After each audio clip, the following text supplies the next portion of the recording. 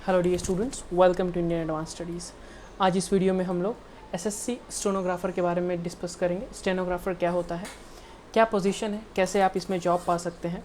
SSC यानी staff selection commission जो है इसकी रिक्रूटमेंट निकालता है। तो जो लोग बच्चे 12th के बाद देना चाहते हैं एसएससी का एंट्रेंस एग्जामिनेशन, स्टेनोग्राफर यानी ट्रांसक्रिप्ट करना, वो आदमी जो लिखता है गवर्नमेंट की जो सारी चीज़ें होती हैं उनको शॉर्ट में लिखता है, उसको स्टेनोग्राफर बोलते हैं।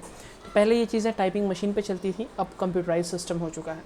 तो कैसे आपको अप्लाई करना है, किस तरीके से आपको सारी चीज़ों को करना है, किस तरीके से आप क्या इसकी पे स्केल होगी, इसके बेस्ट जॉब्स कौन से हैं, कौन कौन से जॉब्स आपको मिलेंगे, इसकी सारी इन्फॉर्मेशन आपको यहाँ पे मैं इस वीडियो में हिंदी में दूंगा। तो वीडियो को लास्ट तक देखें।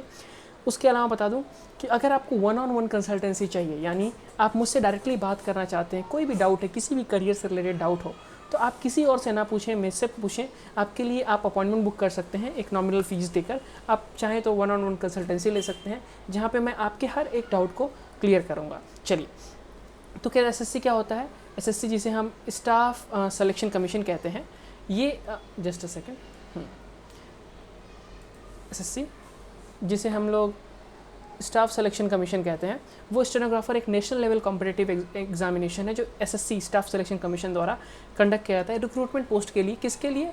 स्टेनोग्राफर ग्रेड सी और grade D non gazetted officers के लिए। ओके, तो कैंडिडेट सेलेक्टेड जो होते हैं एसएससी के थ्रू, एसएससी स्टेनोग्राफर के थ्रू एग्जामिनेशन जो है वो अलग अलग गवर्नमेंट डिपार्टमेंट्स, मिनिस्ट्रीज़ के लिए या और उनके सबऑर्डिनेट ऑफिसेस के लिए अलग अलग स्टेट्स और अलग अलग यूनियन टेरिटरीज़ में पोस्टेड होते हैं। तो यहाँ पे थोड़ा सा बता दूँ, the commission has issued, okay, admit card जो है वो 7 दिन पहले आता है एग्जामिनेशन की। सारी चीज़ें बता दूँ।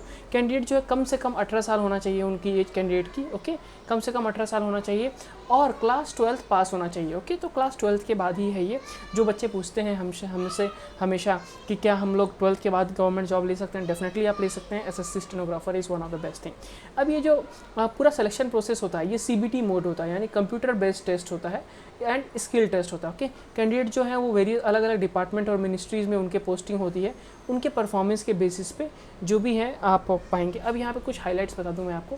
तो फुल एग्जामिनेशन का जो नाम है staff selection commission stenographer grade C और ग्रेड डी, शॉर्ट नेम इसका एसएससी स्टेनोग्राफर है। कंडक्टिंग बॉडी इसकी स्टाफ सिलेक्शन कमीशन है। एग्जामिनेशन साल में एक बार होता है और लैंग्वेज हिंदी और इंग्लिश में होता है। एप्लीकेशन का मोड ऑनलाइन होता है। एप्लीकेशन फ़ीस आपको 100 रुपये भरनी पड़ती है। और यहाँ पे आप एग्जामिनेशन का भी जो मोड है वो ऑनलाइन है, काउंसलिंग जो है वो ऑफलाइन होती है। और ये सीबीटी कंप्यूटर बेस्ड टेस्ट जो होता है इसका ड्यूरेशन 2 घंटे का होता है। ओके, टेस्ट कंप्यूटर पे होगा पर आपको सेंटर अलॉट होते हैं। अब यहाँ पे एग्जामिनेशन सेंटर आपके उत्तर प्रदेश में बहुत सारी जगहों पे हैं, बिहार में है, सिक्किम में, झारखंड में, वेस्ट बंगाल में, उड़ीसा में, अंडमान निकोबार, कर्नाटका, केरला, दिल्ली, राजस्थान, उत्तराखंड, आसाम और अरुणाचल प्रदेश, मणिपुर, मेघालय, मिज़ोरम, नागालैंड, त्रिपुरा, तेलंगाना, आंध्र प्रदेश, तमिलनाडु, महाराष्ट्र और गोवा, गुजरात, छत्तीसगढ़, इन सारी जगहों पे है। बहुत सारे स्टेट मध्य प्रदेश में है, पंजाब में है, जम्मू कश्मीर में है, चंडीगढ़, हिमाचल प्रदेश, मतलब हर जगह पे है। कोई ना कोई बड़े शहरों में, चंडीगढ़ में भी है। यहाँ पे जो देख रहे हैं आप, यहाँ पे हर एक स्टेट के अंदर, पंजाब में बठिंडा में, फिर गुना में, मंदसौर में, छतरपुर में, जबलपुर में, मतलब ये अलग अलग जगहों के लिए अलग अलग से है। पंजाब में जलंधर है। ओके, तो यहाँ से इस तरह से आपको चेक करना है और इसके आगे जाना है और यहाँ से यहाँ तक है। तो इस तरह से आपको इन सारी चीज़ों को देखना है और आप अपने नियर बाई सेंटर पे एग्जामिनेशन दे सकते हैं। ओके, अब बात कर लेते हैं किसकी, एलिजिबिलिटी क्राइटेरिया। एलिजिबिलिटी क्राइटेरिया काफ़ी इंपॉर्टेंट है, इसे आपको मालूम ही होना चाहिए। एलिजिबिलिटी क्राइटेरिया को हम लोग बहुत ही ज़्यादा इंपॉर्टेंस देते हैं।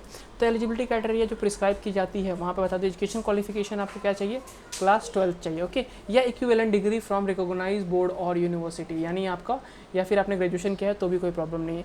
एज लिमिट काफ़ी इंपॉर्टेंट है, 18 to 27 होनी चाहिए on 1 August every year. For example अगर 2021 का एग्ज़ाम है, ओके, तो 1 अगस्त 2021 को आपकी एज जो है वो 18 से 27 के बीच में होनी चाहिए। और कौन नेशनलिटी वाले, इंडियन, तिब्बतन रिफ्यूजी बिफोर 1962 से आए हैं, migrant, Nepal, Bhutan, Pakistan, Burma, United Republic of Tanzania, Zambia, Malawi, Zaire, Ethiopia, Vietnam, Sri Lanka, East African countries, Kenya, Uganda, और with in the intention of permanently settling in India with the eligibility certificate provided by the Indian government. Okay, तो इसके साथ अगर आप हैं तो you are also eligible. Age limit 1 जनवरी 2000 हर ईयर के बाद है। जैसे 2023 है तो 23 हो जाएगा, 24, 25, ओके, 26, 27, मतलब जैसा भी होगा हर साल का अलग अलग होगा जो भी आप देख रहे हैं। तो एज कैंडिडेट का जो है यहाँ पे जो है वो 18 to 30 होना चाहिए। ये किसके केस में है? ग्रुप सी के लिए, ओके। ग्रुप डी के लिए 18 to 27 है, तो ये आपको ध्यान लेना है। कैंडिडेट जो है SC, ST, OBC, physically handicap और सर्विस मैन है, उनके लिए central government employ Jammu Kashmir domicile category के हैं, तो वो एज रिलैक्सेशन के लिए अप्लाई कर सकते हैं, यानी 27 के बदले 30 तक अप्लाई कर सकते हैं। एग्जामिनेशन पैटर्न जो है कंप्यूटर बेस्ड टेस्ट होगा, यहाँ पे आप देख सकते हैं कंप्यूटर बेस्ड टेस्ट एग्जाम क्या होता है, यानी CBT, okay. Multiple type question होंगे, मल्टीपल टाइप क्वेश्चन यानी MCQs होंगे। क्वेश्चन पेपर जो होगा वो इंग्लिश और हिंदी दोनों लैंग्वेज में होगा, ओके। हिंदी दोनों भाषा में होगा। ईच क्वेश्चन, हर एक क्वेश्चन 1 मार्क्स मिलेगा और हर एक गलत क्वेश्चन के लिए आपका 0.25 मार्क्स डिडक्ट किया जाएगा, यानी माइनस किया जाएगा, ओके। और हर एक रॉन्ग आंसर के लिए यानी गलत आंसर के लिए। स्टेनोग्राफर का एग्जामिनेशन पैटर्न जो यहाँ पे थोड़ा सा एक्सप्लेन कर देता हूँ मैं आपको, ओके। तो जनरल अवेयरनेस, इसमें कैसे सब्जेक्ट्स होंगे? General intelligence, general English and intelligence, इसमें 50 क्वेश्चंस होंगे, मैक्सिमम मार्क्स 50 होंगे। जनरल अवेयरनेस में अगेन 50 क्वेश्चंस होंगे, 50 मार्क्स होंगे। इंग्लिश एंड कंप्रहेंशन में 100 क्वेश्चंस होंगे और 100 मार्क्स होंगे, और टोटल मिला के 200 क्वेश्चंस होते हैं और मार्क्स होते हैं 200, ओके, यानी 1 मार्क्स 1 के लिए होता है। सिलेबस चाहे यहाँ पे देख लीजिए कैसा होगा। सिलेबस कंप्रहेंशन और जनरल इंटेलिजेंस होगा, जिसे GI हम बोलते हैं। इंग्लिश लैंग्वेज होगी, synonyms, antonyms, grammar and vocabulary, sentence structure, reading comprehension, writing ability. यहाँ पे verbal and non verbal, problem solving analysis, arithmetical reasoning, syllogism, number series, blood relation concept and visual memories, okay. तो ये सारी चीज़ें होंगी। अब बात कर लेते हैं पे स्केल की। तो जो ग्रेड सी का पे स्केल है वो 9,300 से लेके 34,800 का है, not bad. 35,000 rupees in hand आ रहा है आपको, कोई प्रॉब्लम नहीं होनी चाहिए, मुझे नहीं लगता है कोई प्रॉब्लम होनी चाहिए आपको। ग्रेड डी के लिए सैलरी जो है वो 5,200 से लेके 20,200 का है, नो डाउट बढ़िया सैलरी है।